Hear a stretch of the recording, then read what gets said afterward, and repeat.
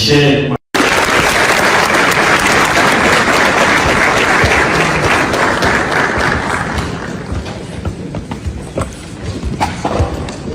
Thank you very much, Sarah. Distinguished ladies and gentlemen, 2 years ago, I was here at Harvard for the African Development Conference. I had the opportunity to interact with students and faculty and share my thoughts on how we can reimagine Africa's growth on our terms. It is a privilege to be back here for this year's conference, and I'd like to express my gratitude to the organizers for providing this platform to engage with some of the world's brightest minds on the future of Africa. It is a case that we are in the midst of a global digital revolution. Artificial intelligence, big data, cloud computing, and the Internet of Things. They are not just buzzwords.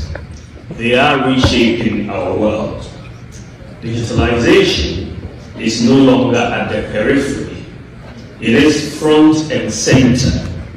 It is a necessity for survival and prosperity in the 21st century.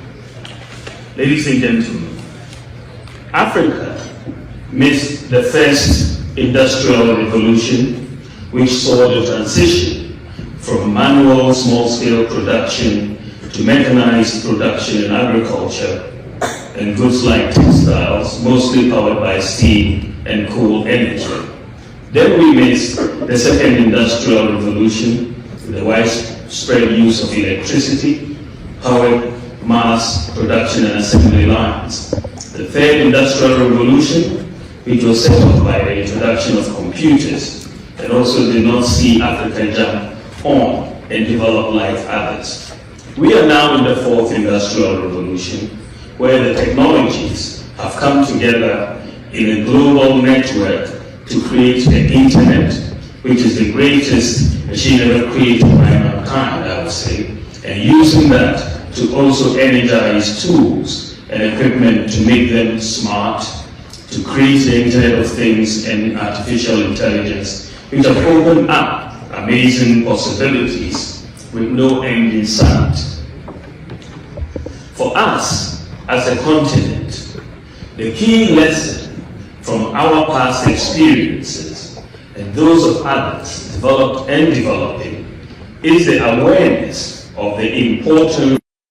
So I led a team to Estonia last year to understudy their system. We found out that what we were missing in Ghana was a data interoperability system, which is known as the X-Road in Estonia. Following the example of Estonia, Ghana has also a few months ago recently implemented the data interoperability system to underpin our Citizens App. So we call it the Citizens App Data Interoperability System, or CADIS. And this is to integrate all the existing government databases, for example, the databases of the National Identification Authority, the Ghana Revenue Authority, the Drivers and Vice Vehicle Licensing Authority, Passport Office, National Health Insurance, Social Security, SIM cards, and so on. The CADIS is a distributed information exchange platform that makes it the whole of Africa. The whole president, what boy do my channel in terms of development, infrastructure development. Okay. Okay. In terms of human capital development. Human capital development. Nobody in Africa. 54 states of Africa. Yes, nobody. And they say, the time you were talking about since I see Africa. Hey, enti Jomo Kenyatta, Nelson Mandela. Obiani one more way the Hufwad way. Oh, okay. When him, I did be a benwa, umpe. I did be a ben ubiano, umpe. But just a while ago. Now, can a political communication come people? Oh, yeah, the pa. Okay. Oh, yeah, the pa. any part, no, I say, what my papa be, but they get to be.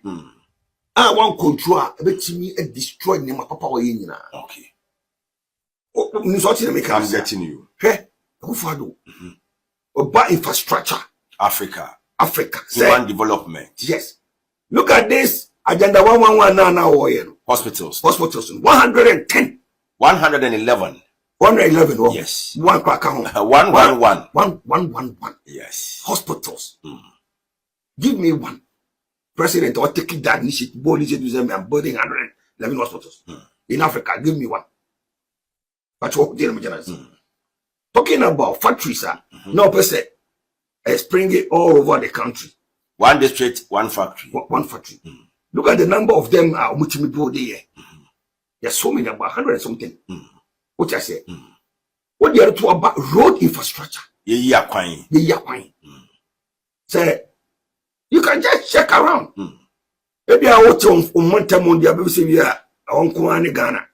But when you drive around the whole country, then you see Baby Anna Quine near Omide Kwambeto to one another. He has done extremely well. Okay? What they are not to come to education, infrastructure. For all the secondary schools in Ghana, especially those boarding. Oba see dormitories. Oko Kumasi Academy, Oko Osetutu Secondary School, Oko UCC Senior High, Oko Efiakobi Senior High. Baby Abeko new dormitories and classrooms. You guys are there especially be a new school. Oh, the existing schools, go and see additional infrastructure or Moody CO. Okay. Look at the STEM education. Look at GVET education. They are all up to human development. Right. Okay? Free SHS for 8 consecutive years. Say a man crap school, senior high school for free. Uniform with their name. Chief, yeah, okay, the next is a Ghana. Yaya Bawumia to Akufo-Addo and no. Any part, any pursuit. I will not say Ghana for Bawumia. No, I will not say. But it's any pursuit. Because what's it the whole Africa? But yes, 54 states. May say, I dear Akufo-Addo and now not even Mandela. Mandela then why? What I say, Mandela is over the prison. Okay. We're talking about Saudi money impacting the life of the people. Okay, not Mugabe, not Nnamdi Azikiwe, not Kwame Nkrumah, not everybody. Number one. Me Ethiopia, me dear, me Sibaniefi. Of course. Me name Jamahu, me tu kwai, me name Jamahu. Na me ready. Okay. Na me hu de obi eye. Masa free SHS on the school. You know what it means. Yeah. Are these initial payments the only reasons that ECG is not able to meet its obligations to the cash waterfall mechanisms to our independent power producers? Not just that, because of the fall of the cedi and the exchange rate differentials, ECG's base in terms of monetary value has eroded significantly, because most of the IPPs and the power generators are paid in US dollars. And so anytime the currency fluctuates and devalues, it creates a huge problem. And so even if ECG were to collect 100% today, they still cannot meet their obligations because of forex and exchange rate differential. That is one. Two, the losses have increased. Their ATCC, what you call aggregate technical collection and commercial losses, now hovers around 40%. That is unacceptable. The IMF and the World Bank project that we should be increasing tariffs by about 58%. I mean, how you are going to increase tariffs by 58% is another major thing. And inefficiencies at ECG, the collection, the losses, and all those issues ought to be addressed. Are you currently facing that pressure to increase electricity tariff? When they did the analysis, it showed that there was a huge differential. Okay. One, we don't pay for what you would call capacity charges or redundancy. It's not part of the tariff. And so right from day one, the state has to shoulder that bill. But even what we consume is woefully inadequate when you look at the billing or the approved tariff as against the cost of electricity. So if you do a one-on-one on a parity basis, there's a major differential. But more importantly, It's not just about increasing the tariffs. If you increase the tariffs and you still go with a leaking basket, I mean, you're going to have a major problem. Right. So we must fix the inefficiencies, increase the revenue base, reduce the losses, and then that can help us make some progress. But from what we are seeing, if we don't do anything, by the end of the year, the system will collapse. Already, Power has sent a letter that they intend to discontinue the supply of electricity because we owe them $370 million US. WAPCO and NGAS have also sent us a memo. The minister followed up and came personally to threaten that in March they would cut the supply of gas. ENI is also threatening. Jubilee says that right from November in 2023, not 2024, so over 1 year, they haven't been paid anything. So the challenges are quite enormous, and we are facing serious headwinds that we ought to address and take some drastic decisions. It's a difficult one, but we'll do it. I mean, is it likely that the ECG will be proposing, an upward adjustment of tariff anytime soon?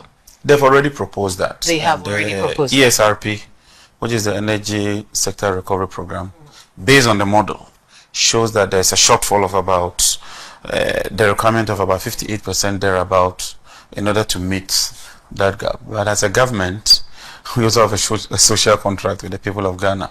It cannot just be about piling taxes. We also want to see how we can deal with some of these issues. Even our PPAs, we want to go to Parliament and codify that and make it into law, that when we are signing PPAs, it ought to be through competitive process and it ought to go to Parliament so that the people's representative can evaluate and assess what we do and determine whether they really want that contract or not. Let's spend some time on this company that is making 3% of our gross collections.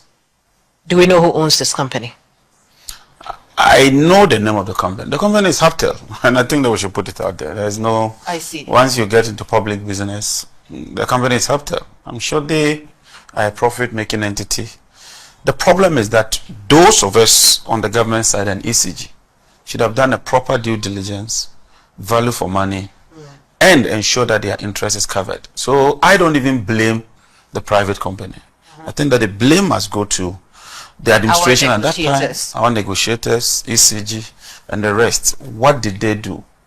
And I thought that the contract should have come to Parliament. For such a major contract that has significant implications, I think they should have come to Parliament. And so we will look at it again. And I have even reached out to them. And the company indicates that there are certain clauses or certain conditions that if they are addressed, the rate can come down significantly. Yes. I see. Now,